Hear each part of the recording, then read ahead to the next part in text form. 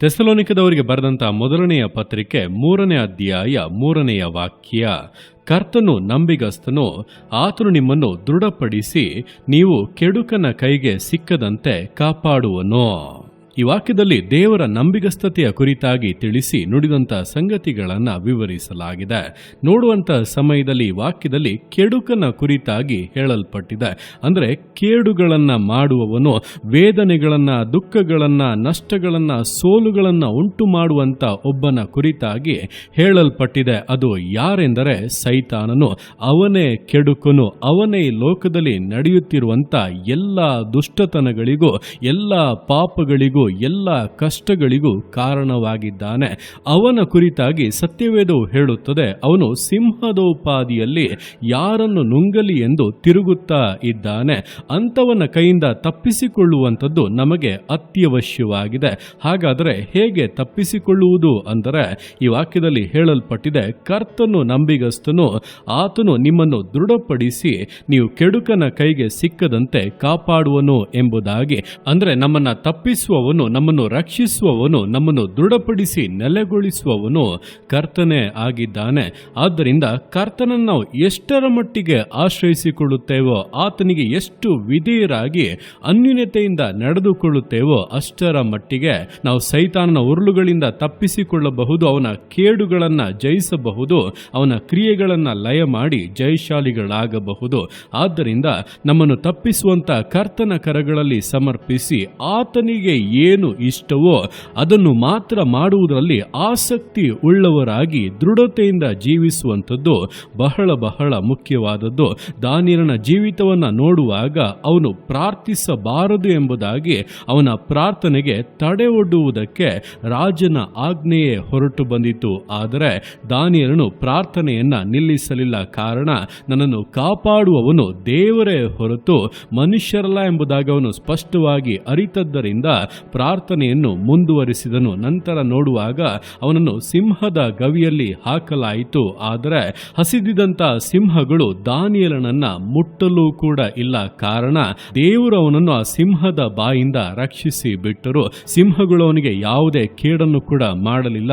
ಅದರ ನಂತರ ದಾನಿಯೇಲನನ್ನು ಸಿಂಹದ ಗವಿಯಿಂದ ಹೊರಗೆ ತಂದು ಅವನಿಗೆ ವಿರೋಧವಾಗಿ ಕುಯುಕ್ತಿಗಳನ್ನ ಮಾಡಿದವರನ್ನ ಅದೇ ಸಿಂಹದ ಗವಿಯಲ್ಲಿ ಹಾಕುವಾಗ ಆ ಸಿಂಹಗಳಾದರೂ ಅವರನ್ನು ಹರಿದು ತಿಂದು ಬಿಟ್ಟವು. ಅಂದ್ರೆ ಕರ್ತನು ಅಲ್ಲಿ ಆ ಸಿಂಹದ ಬಾಯಿಂದ ತಪ್ಪಿಸುವಂತೆ ದಾನಿಯೇಲನಿಗೋಸ್ಕರ ಕಾರ್ಯಗಳನ್ನ ಮಾಡಿದರು.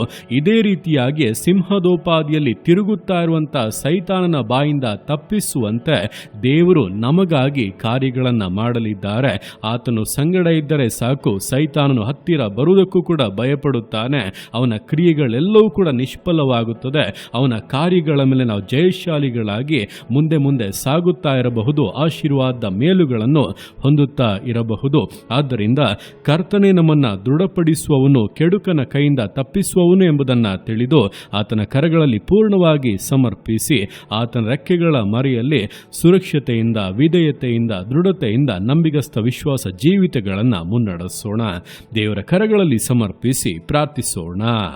ಯೇಸುವೆ ಸ್ತೋತ್ರ ರಾಜ, ಕೊಟ್ಟಂತ ಈ ದಿವಸಕ್ಕೋಸ್ಕರ ಸ್ತೋತ್ರ ಕರ್ತನೆ. ಈ ದಿವಸ ನಿನ್ನ ಕರಗಳಲ್ಲಿ ಸಮರ್ಪಿಸ್ತೇನೆ. ಪ್ರತಿಯೊಂದು ಜೀವಿತಗಳನ್ನು ನೀನು ಆಳ್ವಿಕೆ ಮಾಡು, ಬಲಪಡಿಸು ಕರ್ತನೆ. ಹೌದಪ್ಪ, ನಿನ್ನ ವಾಕ್ಯದಲ್ಲಿ ನೀನು ಸ್ಪಷ್ಟವಾಗಿ ವಾಗ್ದಾನ ಮಾಡಿರುವಂತೆ ಕರ್ತನು ನಂಬಿಗಸ್ತನು, ಆತ ನಿಮ್ಮನ್ನು ದೃಢಪಡಿಸಿ ನೀವು ಕೆಡುಕನ ಕೈಗೆ ಸಿಕ್ಕದಂತೆ ಕಾಪಾಡುತ್ತಾನೆ. ಅಪ್ಪ, ನಮ್ಮ ಜೀವಿತಗಳನ್ನು ರಕ್ಷಿಸುವವನು, ಕಾಪಾಡುವವನು, ಸೈತಾನನ ಕೈಗೆ ಸಿಕ್ಕದಂತೆ ತಪ್ಪಿಸುವವನು, ರಕ್ಷಿಸಿ ಘನಪಡಿಸುವವನು ನೀನೇ ಆಗಿದ್ದೀಯಾ. ಅದಕ್ಕಾಗಿ ನಿನಗೆ ಸ್ತೋತ್ರಪ್ಪ. ನಿನ್ನ ನಂಬಿಗಸ್ತತೆಗಾಗಿ ಸ್ತೋತ್ರ. ನಮ್ಮನ್ನಪ್ಪ ಸೈತಾನನ ಕುಯುಕ್ತಿಗಳಿಗೆ, ಸೈತಾನನ ಕುತಂತ್ರಗಳಿಗೆ ತಪ್ಪಿಸಿ ನಿನ್ನ ಮಾರ್ಗದಲ್ಲಿ ಸರಾಗವಾಗಿ ಸಂಪೂರ್ಣ ಆಶೀರ್ವಾದದೊಟ್ಟಿಗೆ ಮುನ್ನಡೆಸಬೇಕೆಂದು ಪ್ರಾರ್ಥಿಸ್ತಾ ಇದ್ದಾನೆ. ನನ್ನ ಕೇಳ್ತಾ ಇರುವಂತಹ ಪ್ರತಿಯೊಬ್ಬೊಬ್ಬರ ಜೀವಿತಗಳಲ್ಲೂ ಕರ್ತನ ಸುರಕ್ಷತೆಯು ಆವರಿಸಿಕೊಳ್ಳಲಿ. ಅಂದು ದಾನಿಯೇಲನನ್ನ ತಪ್ಪಿಸಿದ ರೀತಿಯಲ್ಲಿ ನಿನ್ನ ಮಕ್ಕಳನ್ನ ತಪ್ಪಿಸು ರಾಜ. ಕೇಡುಗಳು ಮುಟ್ಟದಿರಲಿ, ಯಾವುದೇ ಅನಾರೋಗ್ಯಗಳು ಮುಟ್ಟದಿರಲಿ, ಅಪಾಯಗಳು ಮುಟ್ಟದಿರಲಿ, ಯಾವುದೇ ಸೈತಾನನ ಕ್ರಿಯೆಗಳು, ಉರುಳುಗಳು, ಪಾಶಗಳು ಜೀವಿತದ ಹತ್ತಿರಕ್ಕೂ ಬಾರದಿರಲಿ. ಯೇಸುವಿನ ಸುರಕ್ಷತೆಯ ಬೇಲಿ, ಯೇಸು ಕ್ರಿಸ್ತನ ರಕ್ತದ ಬೇಲಿ ಪ್ರತಿಯೊಬ್ಬೊಬ್ಬರ ಮೇಲೆ ಕೂಡ ಇರುವುದಕ್ಕಾಗಿ ಸ್ತೋತ್ರ. ಪ್ರತಿಯೊಬ್ಬರ ಕುಟುಂಬದ ಮೇಲೆ ಇರುವುದಕ್ಕಾಗಿ ಸ್ತೋತ್ರ.